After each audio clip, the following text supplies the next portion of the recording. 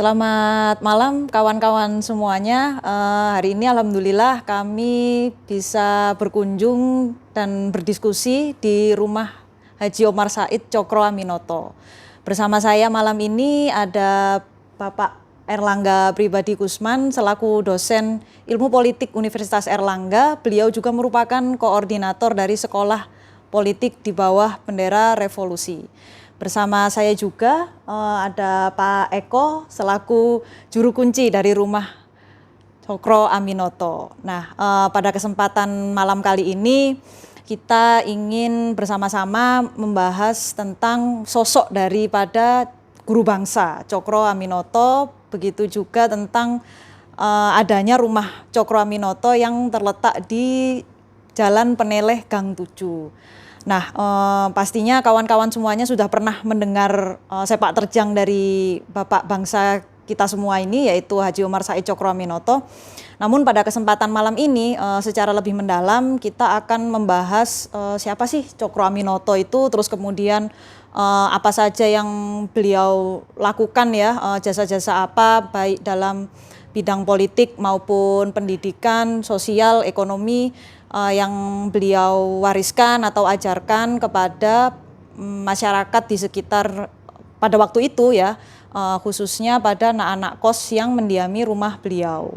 Nah, pada kesempatan kali ini pertama-tama kita ingin ngobrolin nih tentang gambaran umum dari siapa sih Cokro Aminoto itu gitu. Jadi seperti yang saya sampaikan sebelumnya bahwa beliau disebut sebagai guru bangsa. Nah, biasanya tuh Mas Angga dan Pak Eko kalau dalam sekolah itu ya, itu kalau ada guru pastinya ada murid tuh. Nah, saya sih pingin tahu ya, penasaran mungkin juga kawan-kawan sekalian bahwa kalau misalnya Cokro Aminoto ini disebut sebagai guru bangsa, berarti muridnya bangsa dong. Nah, siapakah kemudian yang dianggap sebagai murid-murid dari Cokro Aminoto ini, terus kemudian kenapa sampai bisa Cokro Aminoto ini disebut sebagai guru bangsa? Baik, terima kasih Mbak Afifah. Iya, pertanyaan itu tentunya kita akan berangkat dari penjelasan tentang mengapa Cokro Aminoto, Haji Omar Said Cokro Aminoto kemudian dikenal sebagai guru bangsa. Banyak sekali sebetulnya julukan gitu, atau bagaimana orang mengenang dan orang kemudian menyebut beliau Cokro Aminoto sebagai guru bangsa, Cokro Aminoto sebagai raja tanpa mahkota. Bahkan banyak kalangan yang seringkali kemudian Cokro sendiri enggan untuk mengakuinya, menganggap bahwa Cokro Aminoto adalah Ratu Adil. Nah, di sini kita akan menjelaskan beberapa hal tentang mengapa Haji Omar Said Cokro Aminoto disebut sebagai guru bangsa. Kalau kita melihat bahwa Haji Omar Said Cokro Aminoto adalah ketua pertama dari Sarekat Islam yang didirikan pada tahun 1912, yang sebelumnya adalah Sarekat Dagang Islam dengan tokohnya yaitu Tirto Adi Suryo. Nah, pada saat kemudian perubahan dari Sarekat Dagang Islam menuju Sarekat Islam, maka kemudian Sarekat Islam yang dipimpin oleh Cokro Aminoto ini menjadi embrio awal dari, kalau kita masuk di rumah ini, dari merah putih. Oke. Dari sang diwarna dari nasionalisme Indonesia. Mengapa seperti itu? Kalau kita melihat sejak awal abad ke-20 banyak sekali kemunculan dari organisasi-organisasi kebangsaan. Tahun 1908 itu ada muncul organisasi yang disebut sebagai Budi Utomo. Nah, kemudian Sarekat Islam kemudian tampil sebagai organisasi yang juga menyerukan nasionalisme atau kebangsaan. Nah, pada era Budi Utomo, kebangkitan kesadaran sebagai bangsa itu baru muncul dalam konteks yang pada saat itu masih sifatnya kultural terbatas, berbasis pada nasionalisme Jawa. Nah, ditarik oleh Pak Cokro ini kemudian muncul sebagai sebuah kebangsaan yang melintasi etnis, melintasi golongan, melintasi ras, yang diikat bersama-sama pada sentimen kebersamaan, yaitu berdasarkan pada identitas kaum bumi putra yang beragama Islam. Jadi kebangsaan, nasionalisme yang sebagai awal dari kebangsaan Indonesia yang diikat oleh persamaan identitas kaum bumi putra sebagai identitas kaum yang beragama Islam. Nah, kenapa kemudian Islam? Karena memang pada waktu itu sebagian besar rakyat ini beragama Islam Dan nasionalisme sebagai sebuah ideologi harus ditumbuhkan dalam sebuah kesadaran yang bisa mendorong kebersamaan pada waktu itu, yaitu kesadaran sebagai bagian dari kaum identitas kaum bumi putra yang beragama Islam. Artinya kemudian di situ sudah mulai bahwa sebagai bangsa tidak terpisah dari identitas keagamaan. Itu pertama. Kedua, kemudian kalau kita lihat mengapa kemudian Cokro ini disebut sebagai guru bangsa, dari mata air rumah ini. Ini kemudian menyebar, Cokro Aminoto mendidik, mengedukasi, memberikan penyadaran bagi para pemuda-pemuda, para tokoh-tokoh intelijensia yang kemudian satu sama lain menjadi tokoh-tokoh penggerak dari kesadaran kebangsaan dalam orientasi ideologi yang berbeda-beda satu sama lain. Di sini juga kemudian tumbuh dikader oleh Pak Cokro, yaitu presiden pertama kita, Insinyur Soekarno, Bung Karno, yang kemudian membangun orientasi nasionalisme keindonesiaan. Juga kemudian di sini ada tokoh-tokoh yang kemudian dikenal sebagai tokoh-tokoh memiliki ideologi merah, sosialisme, seperti Semaun, Alimin juga Pak di sini. Alimin juga di sini, juga ada tokoh Islam yang kemudian kuat yang namanya kita kenal Kartosuwiryo. Nah, ini menarik bahwa di rumah ini, meskipun kemudian Pak Cokro berangkat dari kebangsaan yang berbasis pada syarikat Islam, tapi kemudian beliau memberikan ruang yang begitu luas bagi kader-kadernya, bagi anak didiknya, anak-anak ideologisnya untuk berkembang sesuai dengan orientasi intelektualnya. Ada Soekarno yang kemudian membaca banyak hal, mencoba mensintesakan berbagai perspektif pemikiran-pemikiran dari Islam, nasionalisme, Marxisme, juga kemudian yang kemudian menjadi bagian penting dari orang yang menggali Pancasila. Ada juga seperti tadi Semaun dan Alimin yang memiliki perspektif yang berbeda dengan Pak Cokro. Ada juga seperti Kartosuwiryo, dan selanjutnya kemudian ada Haji Agus Salim juga menjadi salah satu tokoh kunci dari syarikat Islam. Nah, di sini sebuah kesadaran bahwa melakukan edukasi politik, melakukan kerja-kerja penyadaran politik itu harus dilakukan dengan membuka ruang seluas-luasnya bagi eksplorasi dan sebuah model-model pendidikan yang demokratik. Nah, disitulah kemudian kita bisa melihat bahwa pertama tadi saya utarakan Pak Cokro sebagai seorang tokoh yang mampu kemudian menginjeksi kesadaran nasionalis, ya kan, dalam komunitas mayoritas kaum bumi putra yang beragama Islam. Juga kemudian di rumah ini beliau mampu menjadikan tempat ini sebagai kawah candra di muka bagi tokoh-tokoh penting pergerakan Indonesia dari berbagai spektrum dan perspektif. Nah, saya kira dua hal itu yang setidaknya bisa kita elaborasi mengapa kemudian Pak Cokro ini dianggap sebagai guru bangsa. Ya. Jadi menarik ya kalau secara singkatnya yang dipaparkan oleh Mas Angga itu bahwa Cokro Aminoto itu bisa menjadi sebuah medium ya. Jadi lintas etnis, kemudian lintas latar belakang yang sifatnya itu untuk menggerakkan nasionalisme.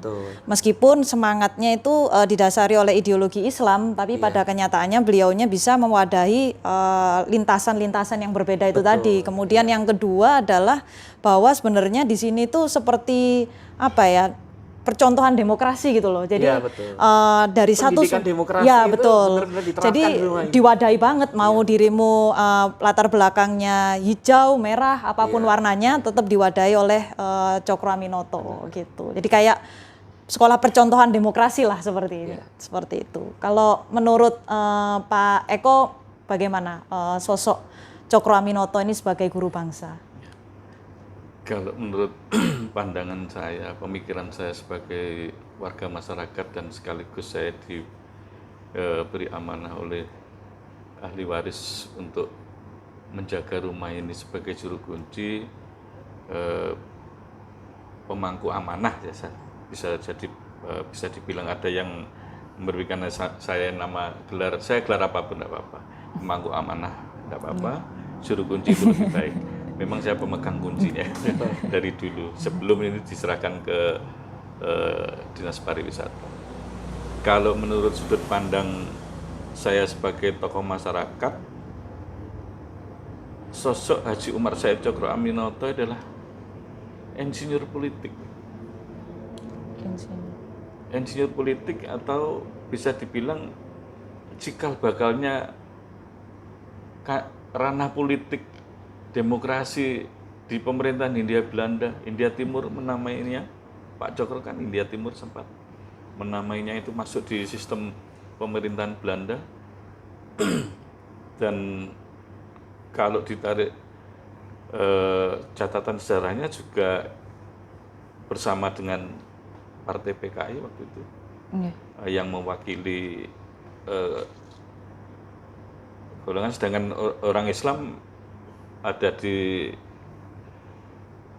tadi yang Pak Erlangga bilang tadi kan ada di SI, itu sebelumnya kan dari Saman Hudi yang membentuk kelompok Rekso Rumekso itu ya, Rekso Rumekso, dan dari suku Cinanya kelompok dagang Kongsing yang intinya dulu kan berawal dari satu kelompok kerjasama dagang sama kolonial Belanda ya sebetulnya itu berawal dari situ, dan akhirnya kerjasama perdagangan Belanda yang VOC itu berubah menjadi suatu agresi militer Belanda yang menjadikan suasana Indonesia itu bisa diistilahkan dijajah. Dari awalnya VOC kan hanya hubungan dagang. Dan yang di sini tidak hanya Belanda saja, kemarin ada Portugal, kalau catatan sejarah kan. Akhirnya berangkat dari awal kelompok dagang Kongsing dan Rekso Rumekso menjadi SI, menjadi CSI, menjadi Serikat Islam. Terus kami sebagai tokoh masyarakat ada pembelajaran politik. Dan kami menamai Pak Cokro beliau adalah insinyur politik. Insinyur politik yang menanamkan jiwa kedemokrasian, jiwa berpolitik, entah itu nasionalis, agamis, sosialis, itu ada dalam pemikiran Cokro. Itu dari catatan sejarah yang banyak kita baca, kita mengambil kesimpulan. Kami mengambil kesimpulan ya tadi Pak Cokro adalah insinyur politik, gurunya founding father, gurunya para pendiri bangsa, dan dia memberikan contoh para founding father itu pergerakan di masa beliau itu memang benar-benar bisa diimplementasikan sebagai pergerakan yang melawan kolonial Belanda untuk merebut yang namanya kemerdekaan, kebebasan, bernegara dan berbangsa. Itu kan berawal dari pemikiran Cokro. Di mana di tahun 1916 sampai 18 itu Pak Cokro sudah silvestur dulu. Minta otonomi khusus. Minta kalau tidak salah begitu Pak Erlangga ya. Nah, itu sudah meminta otonomi gitu. Untuk memerintah di golongan, di antara golongan buruh. Dan di situ ada dua waktu itu, PKI dan SI itu. Dan berubah karena SI kalau masih namanya masih SI, Serikat Islam, itu murni masih di dalam parlemen pemerintahan Hindia Belanda. Maka dirubah menjadi Serikat Dagang Islam supaya bisa masuk ke ranah dagang gitu. Urusannya waktu itu masih ada dagang sebelum membentuk atau membentuk karakter dan merubah wajah dari Serikat Dagang itu menjadi yang notabene silvestur, yang membentuk memerintah sendiri, yang memerintah sendiri, hidup di sebagai negara sendiri dan mewujudkan sebagai bangsa sendiri. Dan endingnya Pak Cokro ditangkap, dituduh melakukan pergerakan itu. Jadi menarik ya kalau menurut perspektifnya Pak Eko ini, bahwa masyarakat yang waktu itu saya rasa masih belum banyak orang bisa membaca ya Pak ya. Nah itu menarik sekali ketika ada tadi title diberikan baru ini, itu insinyur politik. bahwa masyarakat itu sebetulnya jangankan paham politik, jadi untuk membaca saja nggak bisa. Sehingga peran Cokroaminoto sebagai guru bangsa waktu itu dilihat sebagai sosok yang mengedukasi masyarakat untuk menumbuhkan kesadaran bahwa kita nih harus in charge terhadap diri kita sendiri tanpa harus ada ketergantungan terhadap pemerintah Hindia Belanda. Sehingga pemikiran-pemikiran Cokro itu kemudian hebatnya beliau bisa menumbuhkan kesadaran itu kepada masyarakat yang masih sangat minim pendidikan, bahkan membaca saja nggak bisa, itu punya jiwa nasionalisme atau punya keinginan yang sangat kuat supaya bisa merdeka sendiri gitu ya. Dia berdiri untuk bangsanya dia sendiri gitu. Itu menurut saya sih luar biasa karena menggerakkan massa yang sudah memiliki tingkat edukasi tinggi aja susah, apalagi di zaman seperti itu ya, di bawah tekanan Hindia Belanda yang menurut saya sangat kuat ya, karena Hindia Belanda menguasai tatanan ekonomi, politik, dan sosial pastinya, tapi kemudian kehebatan dari Haji Umar Said Cokroaminoto itu kemudian bisa memberikan kesadaran kepada masyarakat ya, yang awam, sehingga tumbuhlah nasionalisme itu tadi. Terus kemudian dari situ kalau dari perspektifnya Mas Angga tadi kan ada anak-anak kos tadi itu ya, yang kemudian apa sih pengaruh dari pemikiran Cokro itu kemudian, karena kan itu menjadi menarik ya, dari satu mata air itu kemudian bisa muncul beberapa aliran-aliran baru gitu tadi ya. Nah itu gimana ya, karena saya kan biasanya nih kalau sekolah itu apa kata guru maka muridnya akan mengikuti pola pikir yang kurang lebih sama ya, tapi terus kemudian bisa menjadi banyak sekali ideologi yang lahir dari pemikiran Cokro. Betul.